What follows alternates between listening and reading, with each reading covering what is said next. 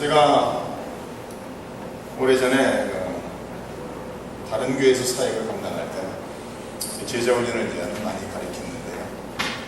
제자훈련을 이렇게 가르쳐보면은 적게는 한 6, 7명, 많게는 한 14~15명 이렇게 모아놓고 한 2시간에서 3시간 동안 이렇게 말씀을 가지고 훈련하는 그런 내용이죠. 제가 말씀을 가르치면서 성도들의 책임에 대해서 말을 하면서 성도들은 사랑을 해야 되고, 성도들은 서로 높여주고 세워지고 서로 칭찬하면서 서로를 위하는 그런 말을 해야 된다, 이제 그런 내용을 가르치고 있었어요. 그랬더니 연세가 지극하신 권사님이 손을 드시면서, 목사님, 사람을 높이고 칭찬하는 말은 재미가 없어요, 그러더라고요. 재미가 없어요 그러면서, 목사님, 사람을 칭찬하고 사람을 높이고 사람 잘했다 이런 말은 재미가 없고요, 정말 재밌는 말은 사람을 험담하고 비난하고 비방하는 그런 말이 재밌습니다. 제가 깜짝 놀랐어요. 연세가 60한 중반 되셨던 권사님이신데, 다시 말해서 교회에서 50년 이상을 신앙생활을 하시는 분이신데, 제자훈련을 하는데 제가 말한 것에 대해서 손을 들고 그렇게 얘기를 하시더라고요. 대단히 솔직하신 분이고 직설적이신 분이었어요. 제가 쇼크를 아주 많이 먹었던 기억이 납니다. 근데 저를 더 큰 충격을 입게 했던 것은 거기에 모였던 대다수의 훈련생들이 머리를 끄덕이면서 동의를 하고 있더라는 거예요. 사람을 칭찬하고 높이고 이런 말보다, 긍정적이고 좋은 말보다 사람을 깎아내리고 낮추고 비난하고 험담하는 것이 훨씬 더 재밌다라는 권사님의 말씀에 대다수의 성도님들은 긍정을 하면서 나도 그렇게 생각한다. 우리 성도님들은 어떠세요? 성도님들이 말씀하시는 그 말씀 속에 사람을 세우며 사람을 칭찬하는 말을 하십니까? 아니면은 사람을 깎아내리고 사람을 험담하는 그런 말씀을 많이 하십니까? 어떤 게 재밌어요? 대답하지 마서 괜히 제가 또 쇼크를 먹을, 우리 성도님들은 안 그러시리라 생각이 되었지만 아마도 우리가 진실되게 다뤄간다면은 사람들 잘했다 하는 소리보다는 사람들 못했다 하는 소리가 더 재밌게 느껴질 때가 더 많은 것을 우리가 시인할 수밖에 없죠. 누가 성공했다 그러면은 야 잘됐다 그러면서 기뻐하십니까? 아니면 배 아파하십니까? 누가 쫄딱 망했다 그러면 겉으로는 아이고 안 됐네요 그러면 속으로는 아이고 올 것이 맞구나, 그 사람 하는 짓이 그렇게 될 줄 알았어. 사실은 대다수의 사람들은 좋은 소리보다는 나쁜 소리에 귀를 더 솔깃하는 것을 볼 수가 있습니다. 오늘 저희가 읽은 11절과 12절 말씀에는 명령이 나오고 있어요. 12절 말씀에 이렇게 말하고 있죠. 형제들아 서로 비방하지 말라. Brothers, do not slander one another. 이렇게 나와 있어요.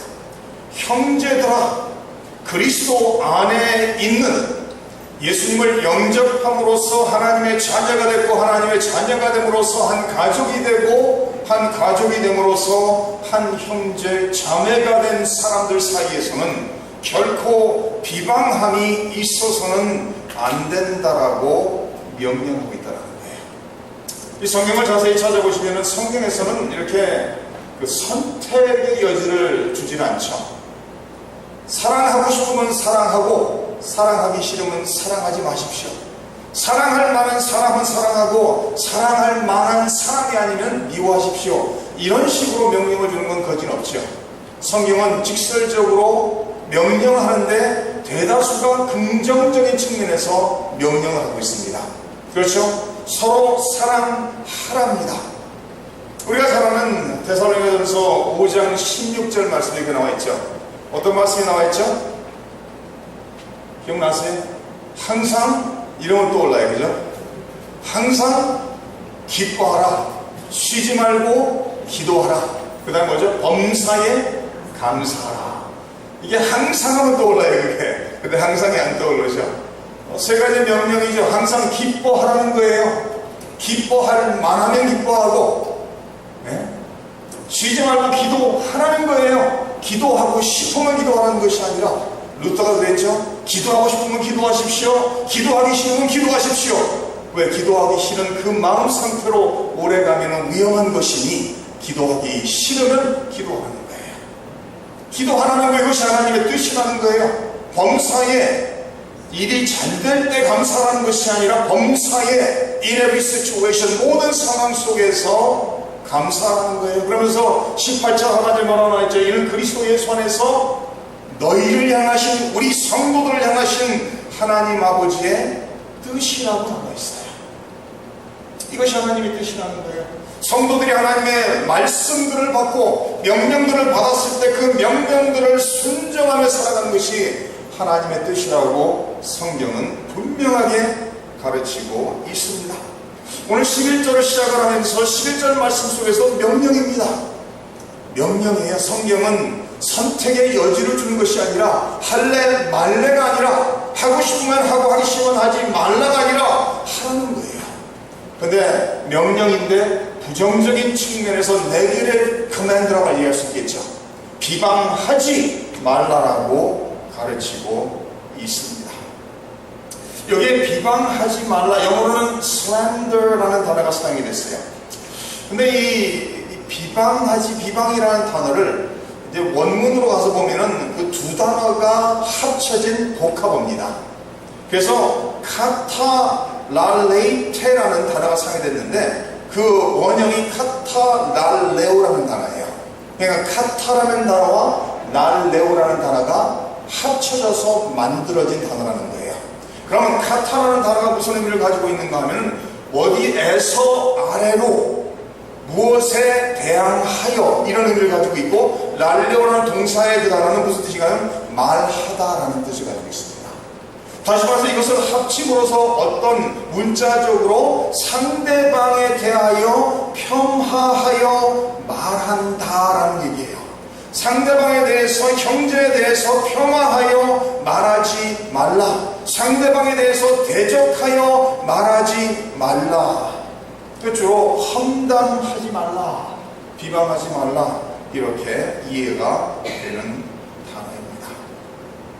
오늘 본문 속에서 이 비방이라는 단어가 얼마나 중한, 하나님 앞에서 중한 죄를 범하는 것인가를 오늘 말씀을 통해서 세 가지를 생각해 보면서 은혜를 받기를 원합니다.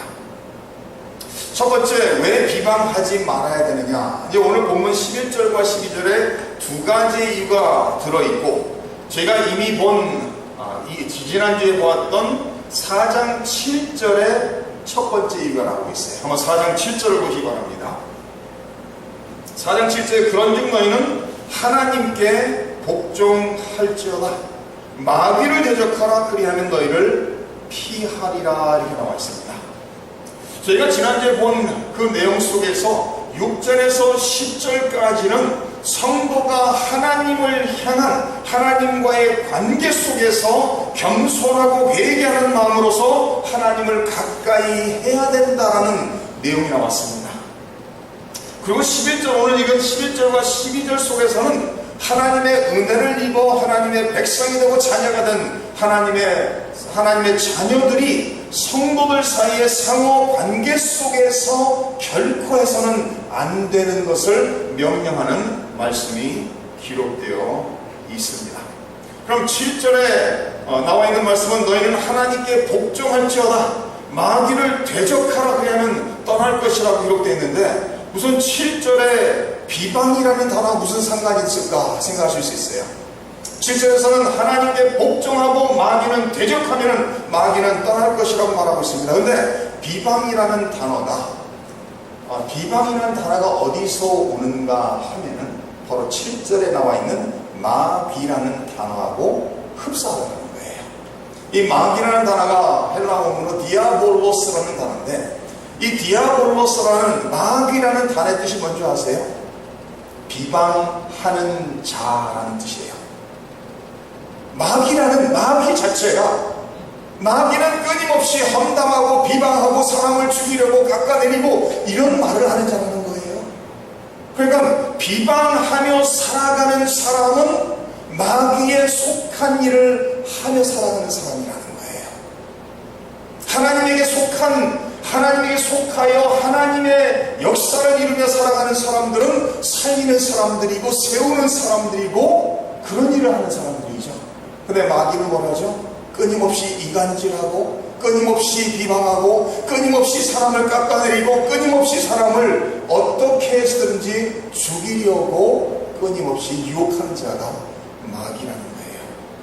그러니까 비방이라는 단어 영어로는 slander죠. 마귀 디아볼로스라는 단어가 slanderer라는 단어예요. 비방하는 자라는 뜻을 가지고 있다라는 말씀입니다. 다시 말해서 성도 간에 서로 비방하며 험담하는 사람은 바로 마귀적인 일을 하는 사람이라고 성경은 가르치고 있습니다. 마태복음 16장에 보면은 예수님께서 이런 질문을 하시죠. 사람들이 나를 누구라 하느냐? 그러니까 제자들이 뭐라고 하죠? 기억나세요? 뭐 엘리야라고 합니다. 뭐 선지자 중에 한 사람이라고 합니다. 그러니까 예수님께서 제자들을 바라보면서 그럼 너희들은 나를 누구라 하느냐? 그랬을 때 베드로가 뭐라고 말하죠? 베드로가 자신있게 고백을 하죠. 주는 그리스도시요 살아계신 하나님의 아들이시라고 얼마나 멋있게 고백을 하는지 몰라요. 하나님 예수님께서 맞다, 옳다, 그것을 알게 하신 이는 하나님이시다, 내가 너에게 천국의 열쇠를 주겠다라면서 베드로를 칭찬하는 말씀이 나오고 있습니다. 그런 후에 바로 21절인가에서 예수님께서 이런 말씀을 하세요. 내가 예루살렘에 올라가서 내가 고난을 받고 내가 죽임을 당할 것이다. 죽임을 당하면 내가 3일 만에 부활할 것이다 라는 말씀을 제자들에게 가르치십니다. 그래서 또다시 베드로가 이렇게 말합니다.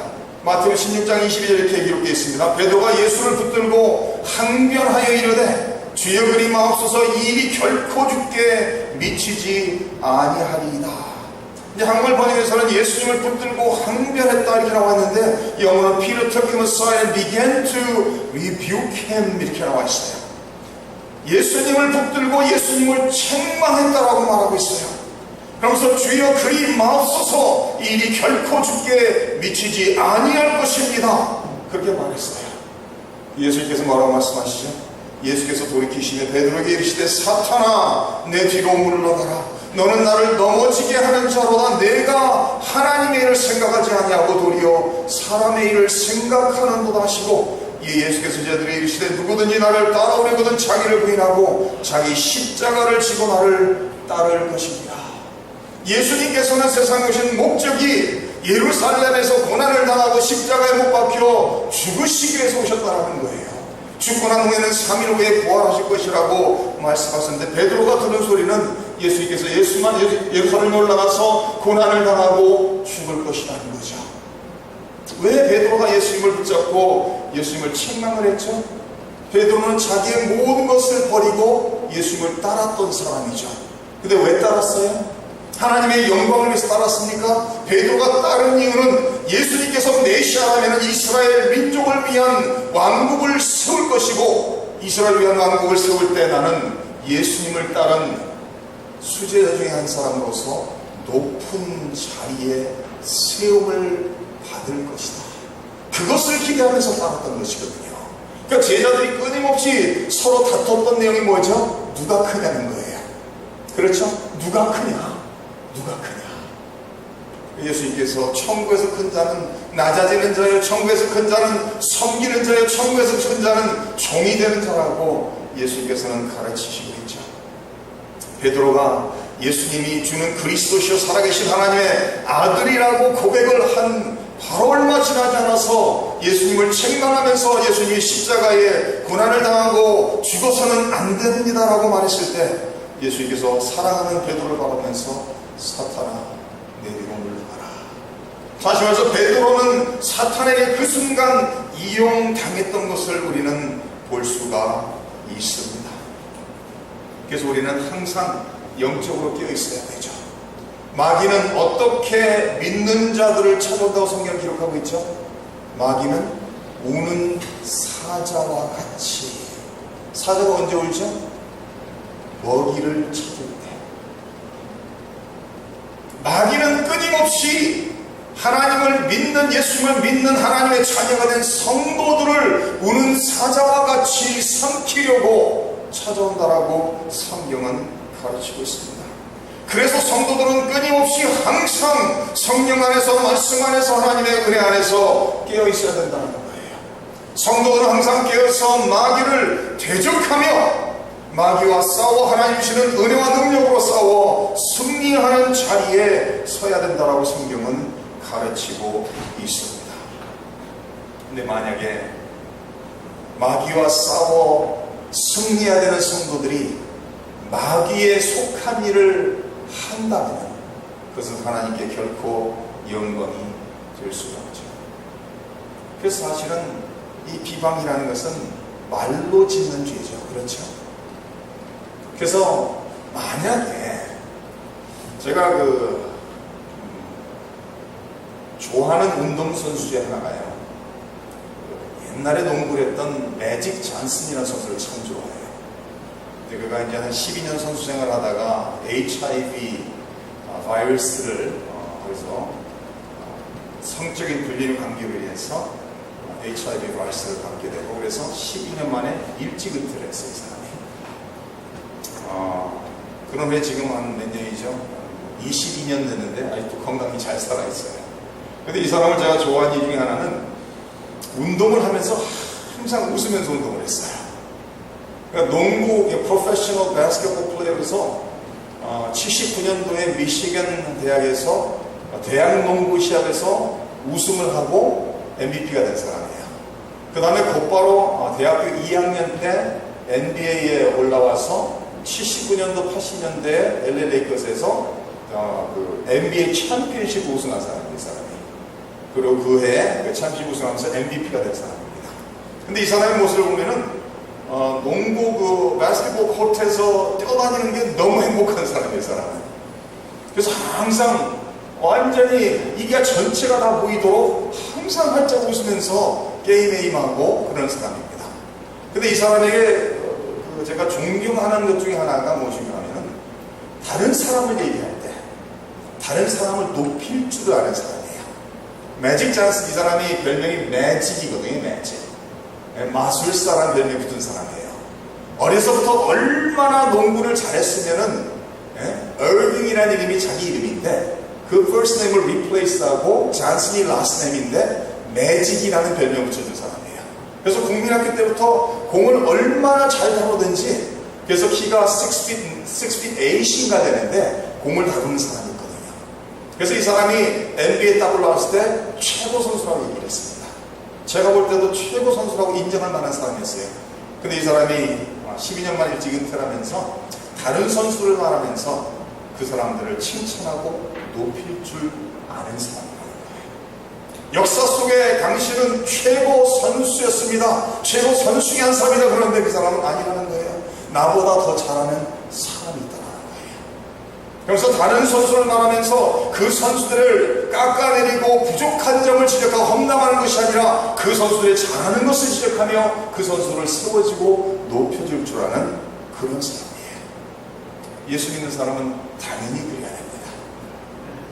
예수 믿는 사람들은 다른 사람들의 단점을 찾으면서 부족한 면을 찾으면서 끊임없이 깎아내림으로써 낮춤으로써 내가 높아지려고 하는 사람들이 아니라 우리 형제자매들을 위로하며 세워주며 칭찬하면서 하나님 앞에 더욱더 진리 위에 바로 설 수 있도록 그렇게 긍정적으로 성도를 대하는 사람이 되어야 된다는 말씀입니다. 두 번째 11절 말씀에 이런 말씀이 나오고 있습니다. 형제들아 서로 비방하지 말라.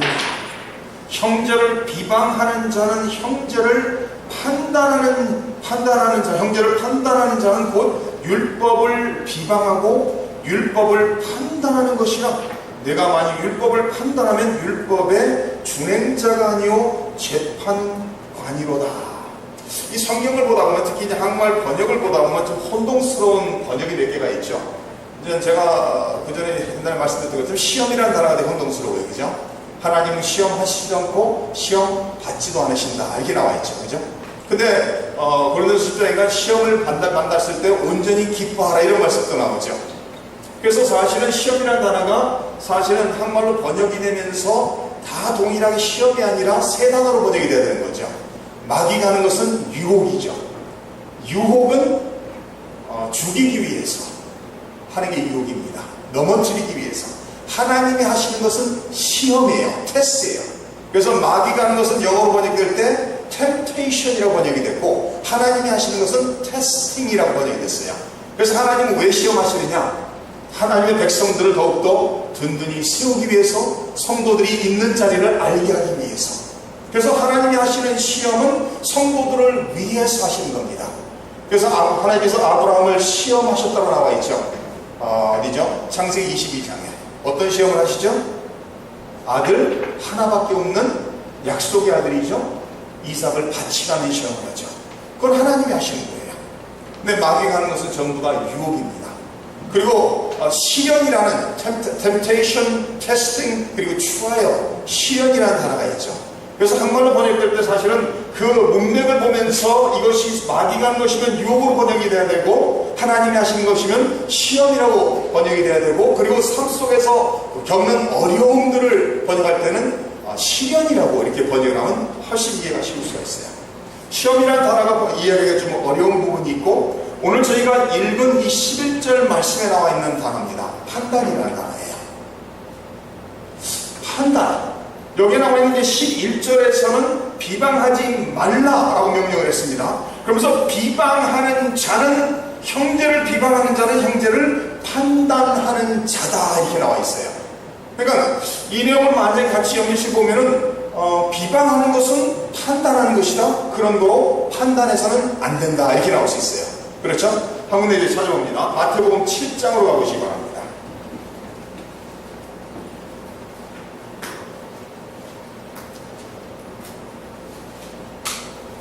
이제 마태복음 7장에 가보면 이렇게 번역이 되어 있어요. 비판을 받지 아니하려거든 비판하지 말라.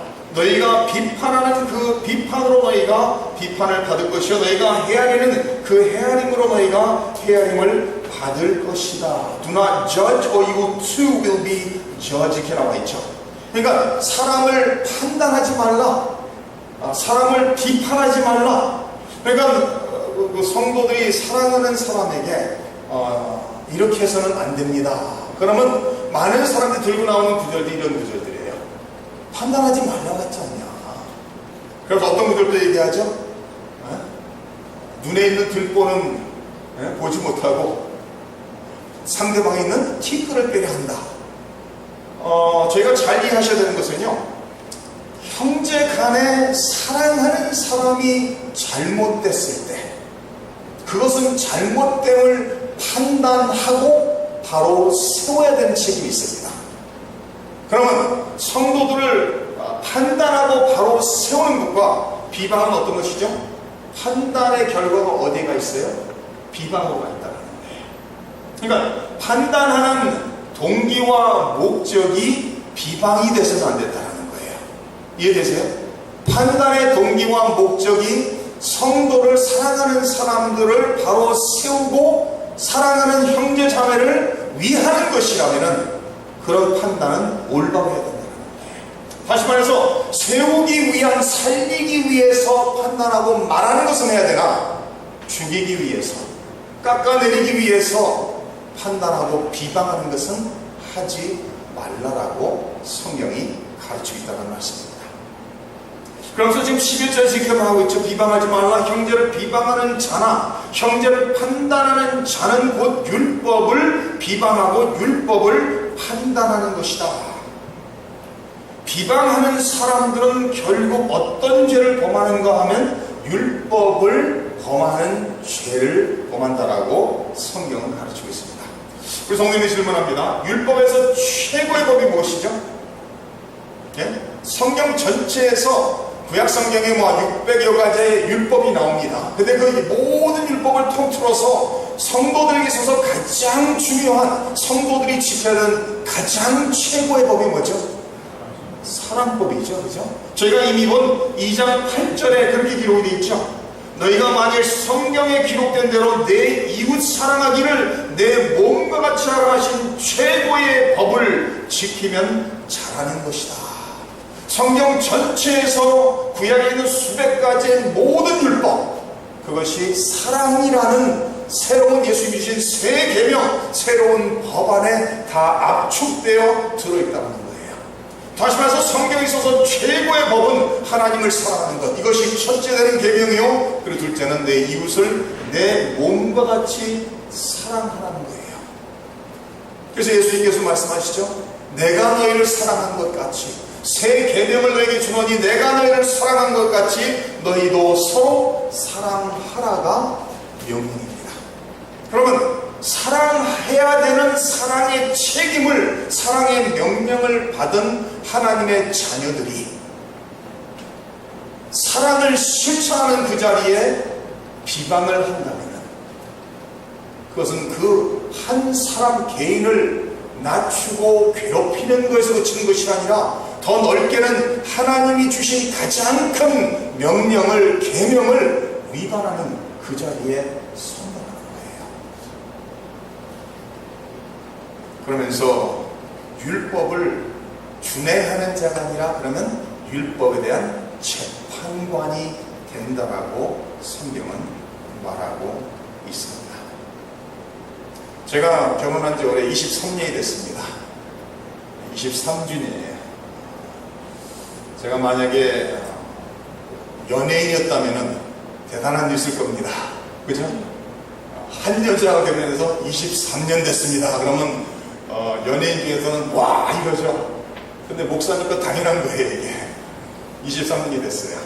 23년 동안 하나님 은혜로 아주 잘 살고 있습니다. 잘 살았고 지금 잘 살고 있고 하나님 부르시는 그날까지 잘 살 것입니다. 근데 지금은 제가 그래도 많이 아내를 배려하는 부분이 많아요. 저희 집사람은 동의 안 할지 몰라요. 더 배려해야 된다고 생각할지 모르겠지만 지금 제가 꽤나 많이 배려하는 부분이 많습니다. 근데 제가 결혼하고서요, 90년도에 결혼했을 때 제가 전도사였거든요. 중고등부 전사 사역을 감당하고 있었어요. 그러니까 저희 집사람은 제가 섬기던 중고등부 학생부의 교사로 같이 사역을 했거든요. 그래서 한 1년쯤 넘게 사역을 하고, 그러니까 항상 저를 보면 전도사님이었죠. 저랑 나이가 동갑이지만 항상 전도사님이고 저는 교사니까 제 제자같이 항상 생각을 했죠. 그래서 결혼을 했습니다. 결혼하고 나니까 뭐 전도사라고 안 싸웁니까? 목사라고 안 싸울 것 같죠? 싸워요. 목사도 뭐 다 도토리 키재기예요, 사실은. 근데 제가 이제 집사람하고 이제 결혼하고서 초기에 의견 차이가 있고 말다툼이 있으면은 제가 뽑아낸 칼이 있었어요. 제가 칼을 들고 있었다는 게 아니라 성경의 검, 하나님의 말씀을 제가 뽑아들었어요. 왜냐면 제가 신학 공부를 했고 전사 사역을 하는 사람이니까 성경을 좀 조금 더 알 거 아니에요. 제가 어떤 말씀을 뽑아들었을까요? 맞춰보세요. 손자 대단하시네. 실력 있는 사람이야. 에? 집사람이 좀 저 의견에 좀 차이가 있고 이렇게 말다툼이 있으면 제가 항상 뽑아둔 칼이 뭔가 하면은 여보 에베소서 5장님 찾자고. 에베소 5장 찾으면 어떤 말씀 나와있죠? 아내들이여 순종, 남편에게 순종할지어다 이렇게 나와있거든요. 근데 어떻게 나와있죠? 남편에게 순종하는데 교회가 예수님에게 복종하듯이 복종할지어다 이랬거든요. 그럼 제가 또 못돼서 제가 읽지도 않아요. 당신 이거 읽어보라고. 에베소 5장 읽어보라고. 그럼 읽어보면 할 말이 없잖아요. 복종 안 하는데. 그러면 결혼 초기에는 그냥 인상 찌푸면서 따라와요 그래도. 근데 한 2, 3년 지나고 난 다음에 대범해지더라고요. 여자가 아이 하나 낳고 나니까 달라져요. 말다툼이 일어났습니다. 여보 성경 피고 에베소서 항상 하는 소리니까 제가 읽어보더니 저한테 이거 당신이 그 다음 절 좀 읽어보실래요? 이렇게 나와요. 이제 그 다음 절 어떤 내용이 나오죠?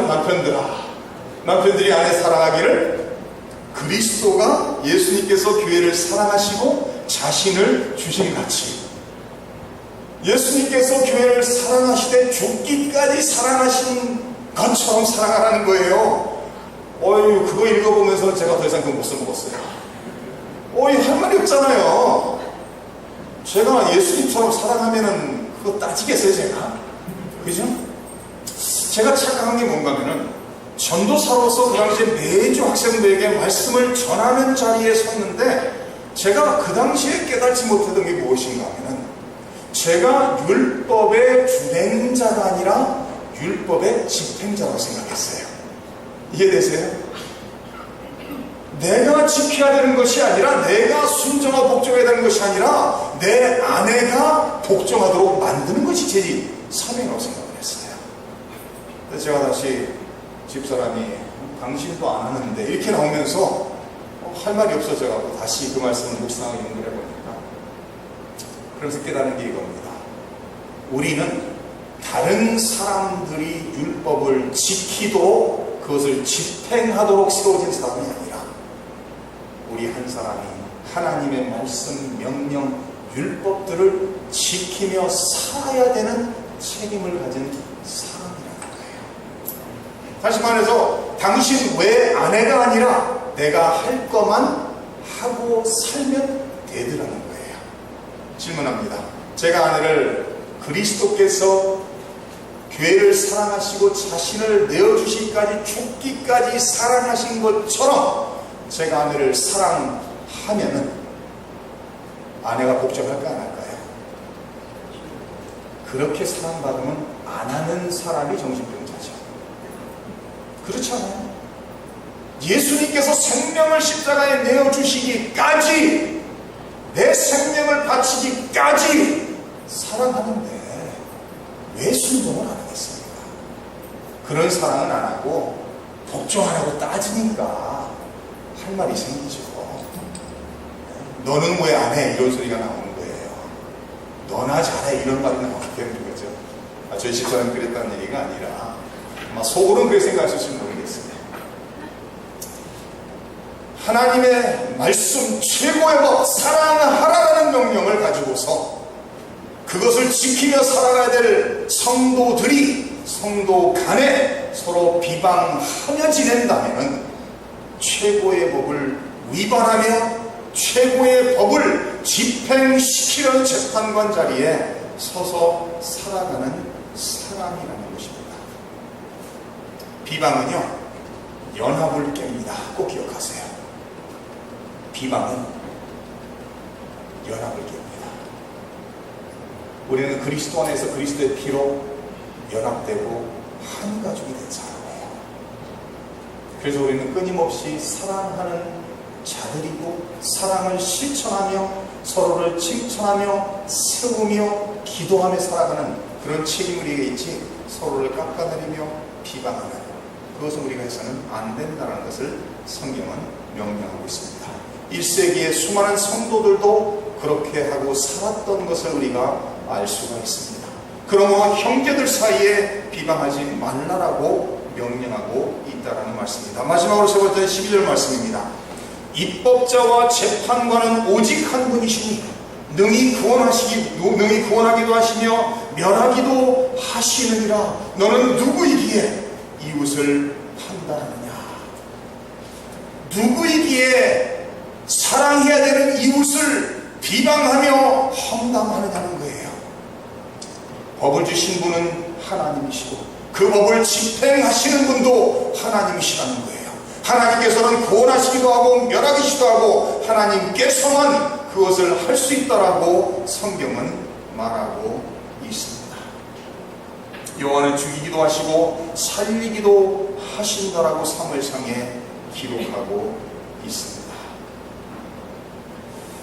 우리가 판단을 하며 판단하는 목적이 비방하기 위해서 그런다면 하나님이 주신 율법을 위반하며 재판자의 자리에 서는 것이요, 더 나아가서는 오직 하나님만이 하실 수 있는 것을 우리가 하나님의 자리에 우리를 높이 세우고 우리가 하나님의 일을 하는 것이라고 성경은 말하고 있습니다. 시편에 레위기에 이런 말씀을 기록합니다. 너는 내 백성 중에 돌아다니며 사람을 비방하지 말라. 내 이웃의 피를 흘려 이익을 도모하지 말라. 나는 여호와이니라. 비방하지 말라는 것은 구약 성경에서 하나님께서 하나님의 백성들에게 주신 명령의 말씀입니다. 그래서 시편 101편에는 이런 경고를 하시고 있습니다. 자기의 이웃을 은근히 헐뜯는 자는 내가 멸할 것이요, 눈이 높고 마음이 교만한 자를 내가 용납하지 아니하리로다. 거기에서 은근히 헐뜯는, 이렇게 번역된 것이 오늘 말씀에 나와 있는 비방이라는 단어예요. 이웃을 은근히 비방하는 자를 하나님께서 멸하시겠다는 거예요. 대단히 두려운 경고의 말씀입니다. 이 비방이라는 것은요, 하나님이 주신 계명의 한두 가지를 위반하는 게 아니죠. 그래서 우리 사랑하는 성도님들의 입술에서는 비방은 결코 우리 성도님 입술에 한마디도 없으시길 주님의 이름으로 축원합니다. 우리 성도님들은 날마다 비방이 아닌, 험담이 아닌 칭찬으로 높이는 그런 말을 하시기를 바랍니다. 율법을 집행하는 자가 아니라는 것을 기억하시고 우리는 하나님이 주신 최고의 법인 사랑만을 실천하며 사랑으로서 섬기며 사랑으로서 나누면서 사랑으로서 내 자신을 희생하며 다른 사람을 세우며 살아가는 우리 모든 성도님들 되시기를